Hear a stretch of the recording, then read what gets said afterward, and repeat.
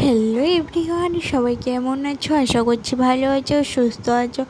মিনা লাইফস্টাইলের নতুন একটি ভিডিওতে সবাইকে জানাই স্বাগত।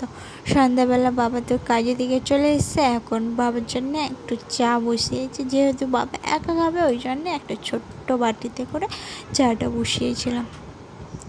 তারপরে চলে গিয়েছিলাম, তো আটাটা মেখে নিয়েছি। আটা মেখে নিয়ে তারপর রুটিটাও বেলে নিয়েছি। এখন চলে এসেছি রুটিটা সেঁকে নিতে। আর রুটিগুলো দেখেছো কি সুন্দর ফুলছে, পুরো লুচির মতো ফুলছে। আর আগে তো আমি রুটি করতেই পারতাম না, নতুন নতুন তখন পুড়ে যেত, নইলে শক্ত হয়ে যেত, এরকমই হতো। আর এখন ওসব হয় না, এখন ভালোই পারি, আগের থেকে বেটার পারি। আর হ্যাঁ, দেখো আজকে তোমাদের সাথে একটা রেসিপি শেয়ার করব, চিকেন কষা। দেখো রুটিটা করে নিই, তারপরে ওই চিকেন কষাটা করব। আর সব কিছু তো কেটে কুটে রেখে দিয়ে তারপর রুটিটা এখন শিখে নিচ্ছি। রুটিটা করে নিই, তারপর ওটা করব।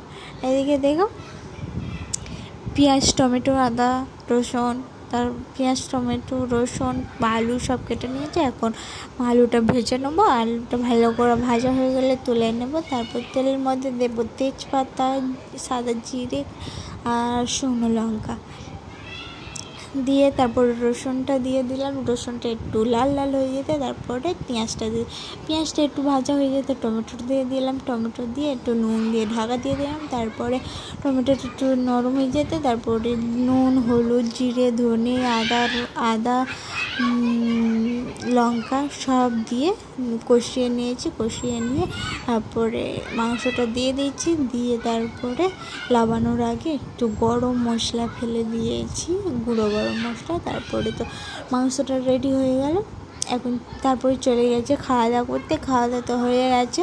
খাওয়া দাওয়া হয়ে যেহেতু আমাদের রাতে বাসনগুলো রাখা হয় না, মেজে নেওয়া হয়, তাই মেজে নিয়ে তুলে দিচ্ছে ওই উপরে। তুলে দিয়ে আমি ব্রাশ করে নেব। আমি রাতে ব্রাশ করি, ওই জন্য ব্রাশ করে নেব। তারপরে ব্রাশ করা হয়ে গেলে আর কুলপো শাকের রস ছিল, ওই রসটা একটু খাবো। এই রসটা খেলে না গায়ে রক্ত হয়, আর এটা খেতে একদম বাজে লাগে, তো খেতে হয়, কি করবো, কিছু করার নেই, খাই। আর এই ভিডিওটি যদি ভালো লেগে থাকে তাহলে একটু like, comment, share and subscribe করতে ভুলো না। দেখা হচ্ছে নতুন কোনো ভিডিওতে। টাটা।